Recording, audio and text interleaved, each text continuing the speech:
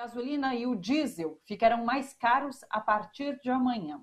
A Petrobras anunciou hoje um novo reajuste de preço nos combustíveis. O quinto só neste ano, no caso da gasolina, que terá aumento de 4,8%, e o quarto aumento no caso do diesel, que vai agora aumentar 5%. Pois é. Uma carta com 16 assinaturas, governadores contestam dados de Jair Bolsonaro sobre repasses de dinheiro para os estados combaterem a pandemia do novo coronavírus. Pelas redes sociais, Bolsonaro exibiu essas cifras que, de acordo com os governadores, estão distorcidas, porque misturam valores previstos pela Constituição com os recursos emergenciais para combater a pandemia da Covid-19. Wellington Dias, que é o governador do Piauí, e assina esse documento também, disse o seguinte em suas redes sociais, veja só, as transferências constitucionais obrigatórias e os benefícios previdenciários não podem ser vistos ou divulgados como ação extraordinária do governo federal. São recursos que cada estado e município tem direito pelo Pacto Federativo, não é favor algum. E Arthur Lira, o presidente da Câmara, anunciou um auxílio emergencial de R$ 250. Nas redes sociais, Lira também falou da distribuição de vacinas. Ele escreveu assim: o governo vai entregar 140 milhões de vacinas para os meses de março, abril e maio. O assunto foi tratado ontem na reunião com o presidente Bolsonaro. Também ficou acertado o auxílio emergencial, que deve ser de R$ 250 até junho. Jair Bolsonaro divulgou pelo Twitter essa reunião que aconteceu na noite de ontem. Na foto que foi tirada logo após esse encontro, veja só, apenas Paulo Guedes, ministro da Economia, Rodrigo Pacheco, presidente do Senado, e Arthur Lira, que é o presidente da Câmara, usam máscara de proteção contra o coronavírus. Todos os outros estão sem máscara. Até o ministro da Saúde, ali, Eduardo Pazuello, no canto direito, sem máscara. 45 entidades médicas lançaram neste domingo um manifesto em favor do uso da máscara de proteção. O documento faz um alerta dos riscos de transmissão aumentados pelas novas variantes do coronavírus. Esse manifesto ressalta também que direcionamentos contrários ao uso das máscaras desconstroem, confundem e agravam a situação no país, logicamente. O STF mandou o governo Bolsonaro voltar a financiar os leitos de UTI para o tratamento, é claro, da Covid-19. A decisão da ministra Rosa Weber atende a um pedido dos governadores do Maranhão, da Bahia e de São Paulo. Os governadores afirmam que o governo deixou de pagar por 5.000 leitos desde dezembro de 2020. Essa decisão deve ser cumprida imediatamente. Um levantamento feito pela Rede Globo, junto às secretarias de saúde dos estados, aponta que em 11 capitais, mais o Distrito Federal, a ocupação de leitos de UTI está acima de 90%. Porto Alegre, Natal e Porto Velho estão com 100% de ocupação. Teresina tem taxa de ocupação de 98%. E o governo Bolsonaro mudou, pela terceira vez, a data que teria sido informado sobre a falta de oxigênio em Manaus, no Amazonas. Num novo documento corrigido, que foi entregue ao Supremo, o governo diz que o Ministério da Saúde foi informado pela fabricante que o produto estava acabando no dia 17 de janeiro. Mas, veja só, no dia 11 de janeiro, o próprio ministro Eduardo Pazuello admitiu essa crise durante uma cerimônia oficial em Manaus. Vamos dar uma olhada nessa fala. Estamos vivendo crise de oxigênio? Sim. Quando eu cheguei na minha casa ontem, estava minha cunhada, com o irmão que não tinha oxigênio nem para passar o dia. Não. Acho que chega amanhã. O que você vai fazer? Nada. Você e todo mundo vai esperar chegar o oxigênio e ser distribuído. Não tem o que fazer. Então, vamos com calma. Calma com suas reivindicações pessoais. Estamos vivendo essa crise de oxigênio? Sim. O que posso fazer? Nada. Pelo menos 30 pessoas morreram por falta de oxigênio entre os dias 14 e 15 de janeiro, em Manaus.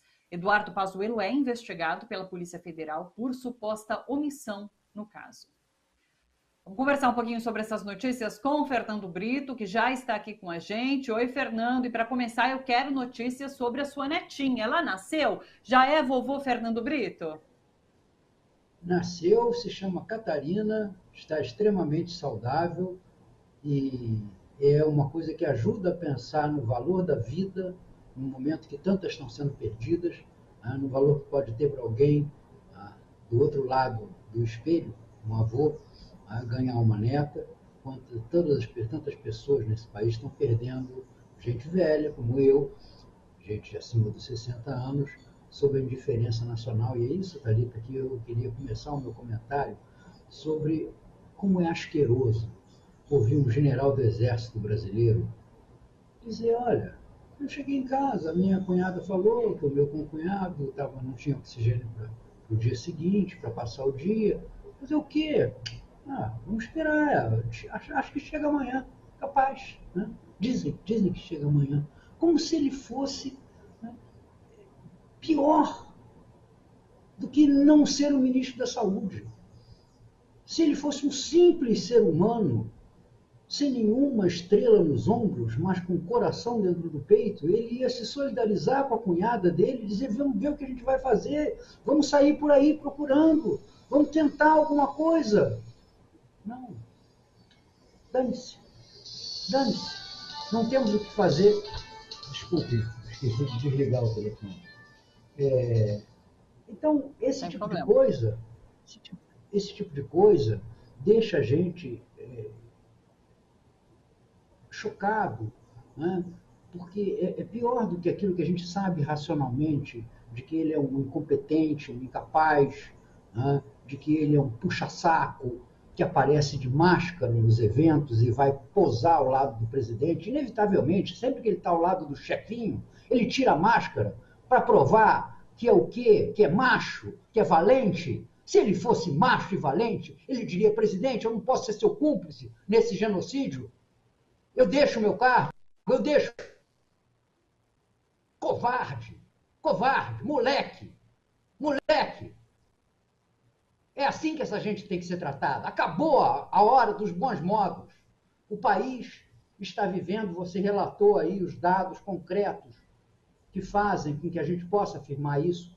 O país está vivendo a iminência de uma explosão de mortes, de um agravamento, como a gente assistiu na Europa, principalmente em Portugal, a terra de tantos dos nossos ancestrais, né? Do número de mortes subir 50%, 60%, 100%, para os cadáveres se amontoarem. E ele está ali, perfilado, como se não tivesse nada com isso. Qual é a providência que o Ministério da Saúde está anunciando? Criar a ponte aérea da Covid, pegar os doentes, ainda mais nesse momento que a gente tem com tantas variantes circulando. Eu tenho uma sobrinha que trabalha num hospital aqui no Rio de Janeiro, que recebeu pacientes de Manaus. Sabe o que eles fizeram? Pegaram a parcela dos funcionários, médicos, enfermeiros, que estava vacinado, levou para a ala Manaus e pegou funcionários que não estavam minimamente protegidos e colocou para atender na área Covid dita não Manaus. Só que aquilo é um ambiente só. Essa contaminação circula, essa contaminação se expande. Pegar pacientes de Manaus e levar para Porto Alegre resolve o quê? Será que o Exército Brasileiro, ao qual o senhor Pazuello pertence, não tem capacidade de montar uma tenda para receber 50, 100, 150 pacientes em Manaus, aliviar a pressão dos hospitais?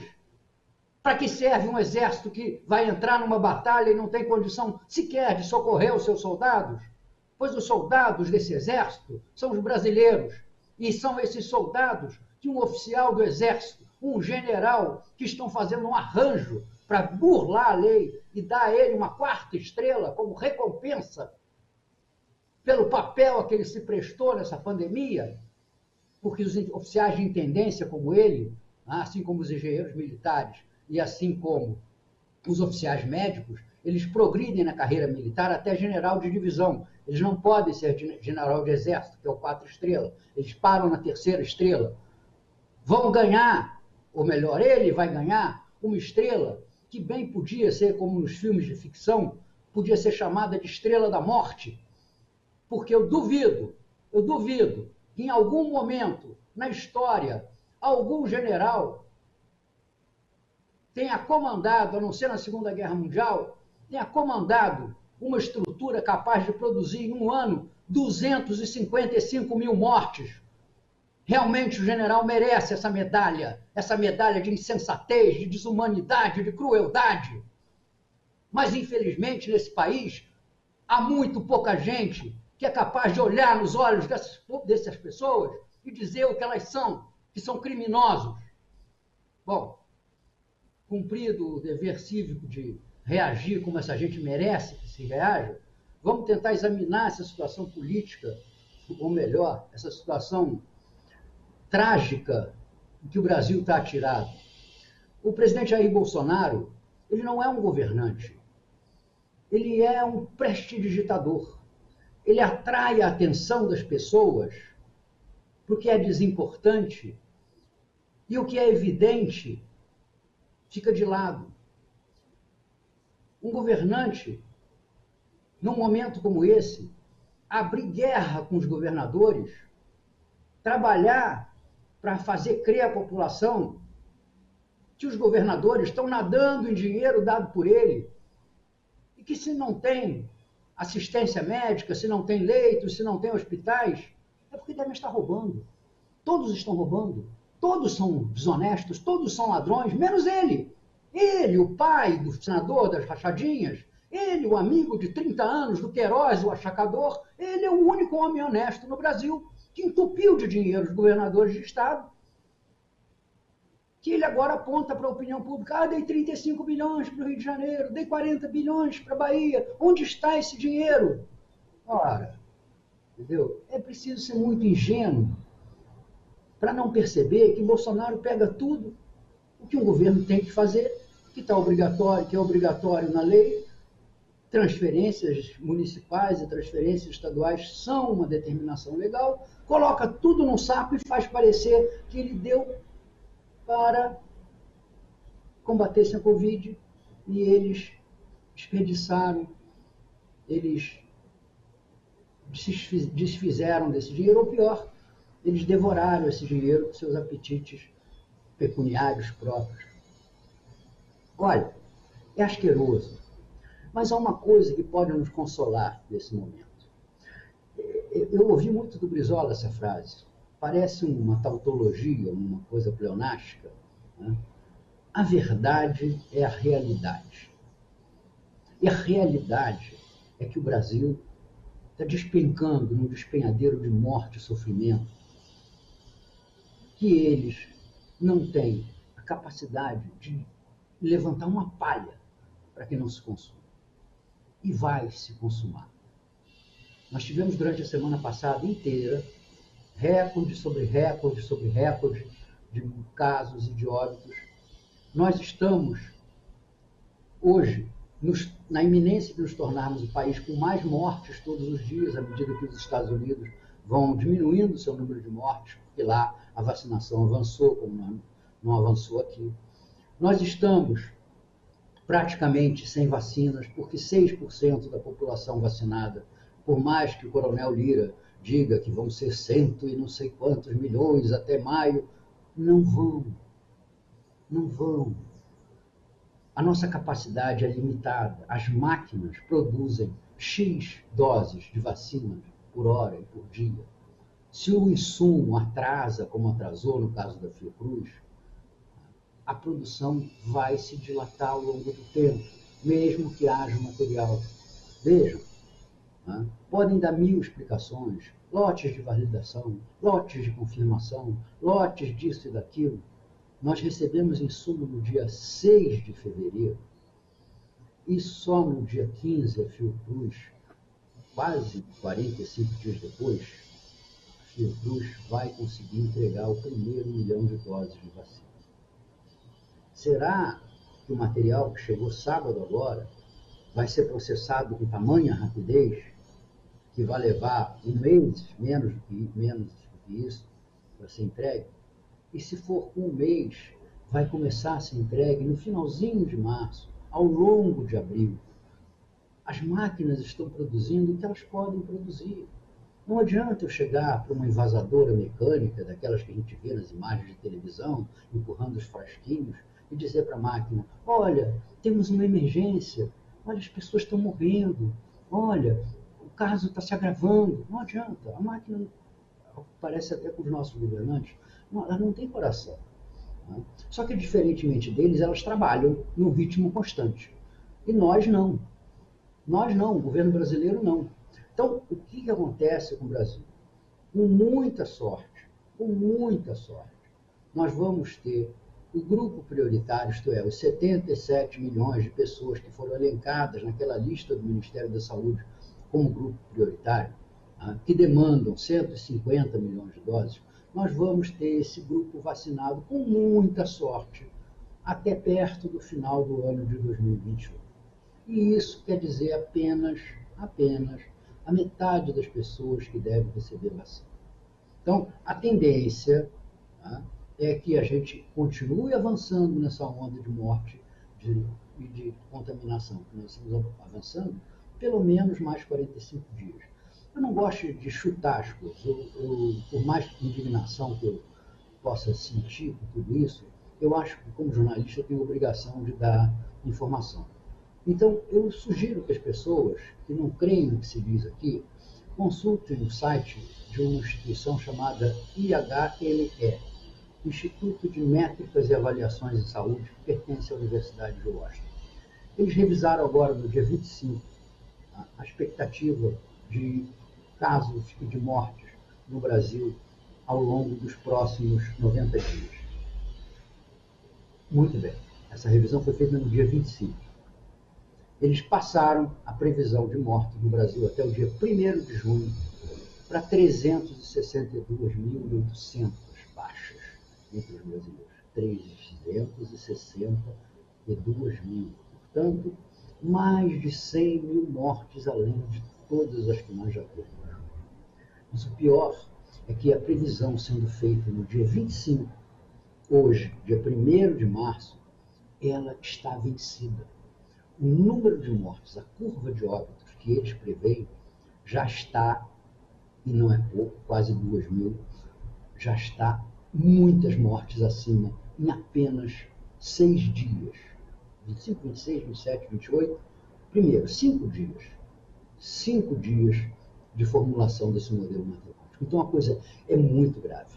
Além dessa nota dos governadores, houve hoje também uma carta do Conselho Nacional de Secretários de Saúde, que reúne os secretários de saúde do país inteiro. E essa carta, eu coloquei os pontos essenciais no blog, no tijolaço, ela é muito objetiva. Ela propõe, basicamente, que o país entre em uma situação de toque de recolher de 8 da noite até as 6 da manhã.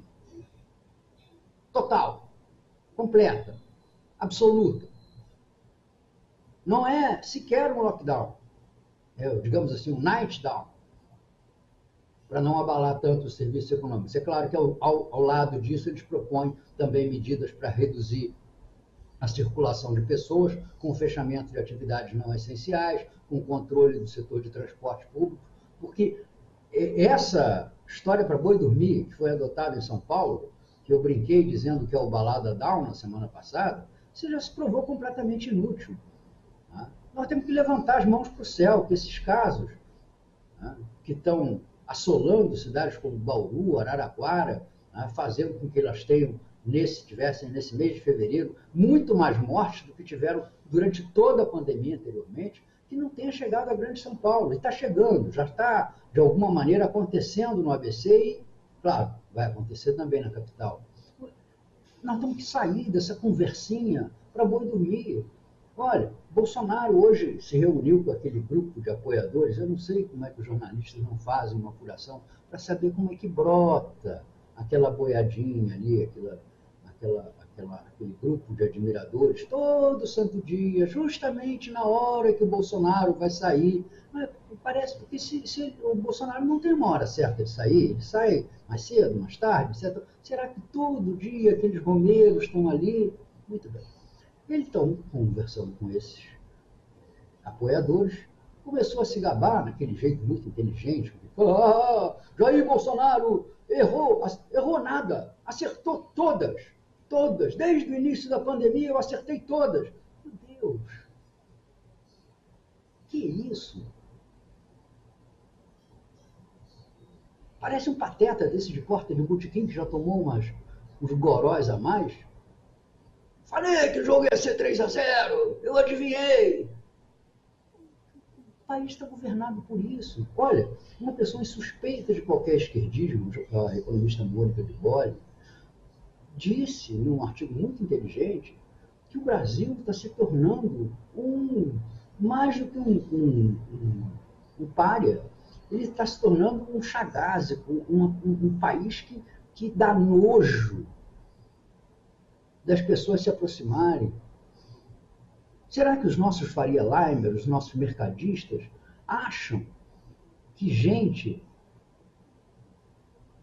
séria vai botar dinheiro no Brasil, vai investir no Brasil, com um governo que virou chacota mundial e só não se ri mais do Brasil porque a situação risível que o Brasil tem é uma situação de morte, de dor, e até por piedade talvez não riam tanto. Será que nós vamos atrair gente séria? Nós atraímos picareta, nós atraímos aventureiro, nós atraímos gente querendo dinheiro rápido. E é isso que nós estamos vendo, mas nem assim mais o mercado está conseguindo se sustentar. E está começando a haver reações, né, de conflito aberto. Na semana passada, estranhei muito, Thalita, que o presidente da Petrobras, o senhor Roberto Castelo Branco, tem aparecido traje que não é usual nele, muito menos é usual numa live de presidente de estatal para explicar resultados de uma lança com a camiseta que tinha escrito Mind the Gap. E eu fiquei, mas que diabo será isso? E Mind the Gap é uma expressão inglesa, normalmente usada em avisos de metrô e de trem para as pessoas tomarem cuidado com aquele espaço, com aquele intervalo entre a composição e a plataforma. Eu acho que não. Hoje, a Petrobras anunciou um reajuste,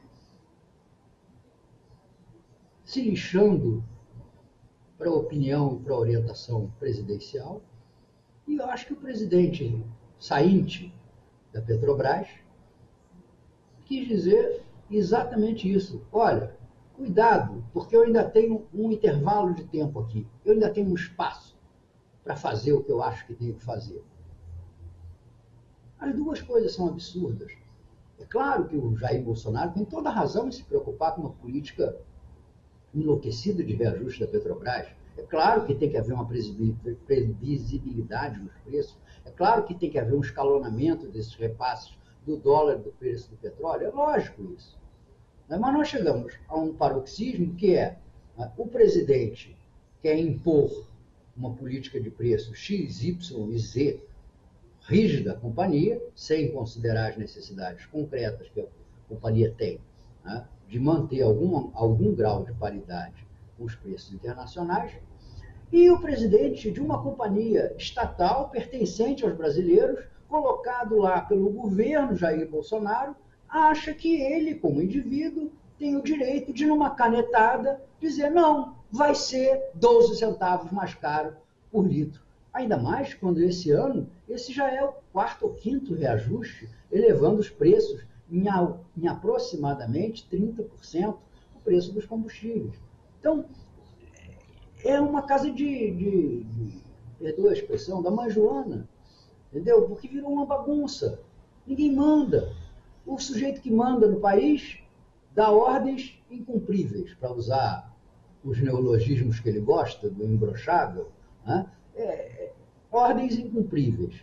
A estrutura de governo ou não faz nada, né? Ou faz qualquer coisa sem critério, sem política, sem lógica, né? E agora com dois patetas comandando o Legislativo. Eu faço até a ressalva que com aquele jeito meio esquisitão que tem o presidente do Senado, o senador Pacheco, né, que ele é grandalhão, pertigado, com uma cara de bobo, que a gente não pode deixar de perceber, né, quando ele aparece, ele ainda tem um pouco mais de fleuma, mas o Arthur Lira está vendendo peixe que não tem. Foi com sede ao pote na emenda da impunidade. Achou que ia arrastar os deputados e até arrastou 304 na primeira votação da admissibilidade da medida e depois deu com os burros na água, porque esqueceu que o Brasil não é uma cidadezinha do interior do Nordeste onde o coronel falou, está falado. Existe nesse país, apesar de tudo, ainda existe nesse país uma opinião pública. Existe o pensamento nacional, existe gente com capacidade de verificar que, muito além da necessária imunidade que os parlamentares devem ter, estava em questão ali a ratificação do comportamento de um troglodita, de um brucutu. Aquela emenda deveria se chamar emenda brucutu, emenda Daniel Silveira. E agora, depois de terem vendido a ideia de que iam conseguir aprovar a desvinculação das despesas de saúde, de educação, em troca do auxílio emergencial, saíram ontem do gabinete presidencial dizendo que vão arranjar uma maneira de compensar no orçamento a concessão desse auxílio emergencial. Não vão compensar coisa alguma. Ninguém consegue cortar em cima da hora. Depois que as dotações foram divulgadas, conhecidas e serviram como objeto de planejamento das atividades de órgãos e setores da administração, ninguém corta 30, 40, 50 bilhões, que é o que se vai gastar, numa tarde, para aprovar hoje ou amanhã a emenda. Vão fazer um me engana que eu gosto. Vão fingir que cortam. Gatilho aqui, gatilho ali, pode ser retirado ali, pode ser retirado acolá. Isso é fácil. Olha, leis para não serem cumpridas são moles de serem redigidas. Difícil é lei para valer. Entendeu? Então, eu acho que isso é uma loucura, porque... E tem a sorte até que vai contar com uma certa hipocrisia, porque mesmo as pessoas sérias, as pessoas de oposição, as pessoas honradas daquele Congresso, né, vão dizer, bom, deixa essa porcaria assim mesmo, porque é preciso começar a pagar, porque as pessoas estão morrendo de fome. Hoje eu fui ao banco, né, e o banco está funcionando com restrições, então havia uma antessala ali, na entrada do banco, uma série de pessoas, e chegou um homem, né, para aquele grupo, pedindo ajuda porque ele estava com fome, porque ele não tinha o que comer. E aí veio logo um segurança para tentar tirar aquele homem dali, para tirar.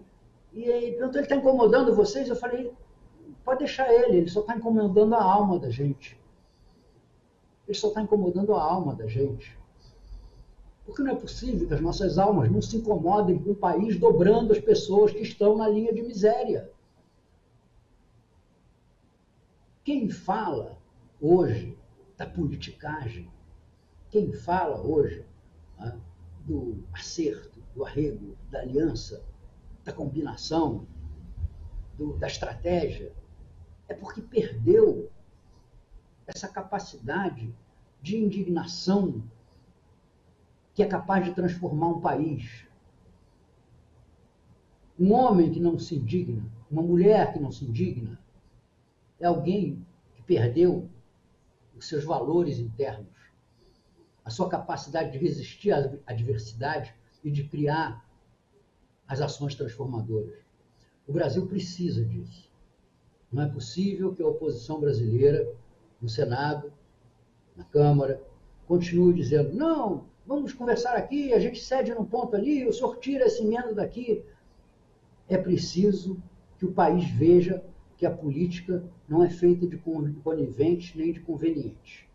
O Brasil precisa, e ontem, que a gente aponte o dedo para quem age com indignidade e se mostre capaz de enfrentar com coragem, com destemor, sem meias palavras, sem bababá e bibibi, Sua Excelência, com a devida vênia, seja capaz de enfrentar esta era de monstros que nós estamos atravessando. Há muitas urgências. Enquanto você falava, eu lembrava de uma entrevista que eu fiz sexta-feira com um epidemiologista da Fiocruz, e ele dizia que o Brasil já perdeu essa guerra agora em 2021. Pelo menos nos primeiros 6 meses a gente perdeu essa guerra. E fazendo esse comparativo com a guerra, né, com o general que é ministro da Saúde, é isso, é um general fracassado, incompetente. Tudo isso que você colocou aqui para a gente, é um covarde que está neste posto, fazendo com que o Brasil perca essa guerra e perca vidas. Deixa eu ler alguns comentários que a gente recebeu enquanto você falava, Fernando.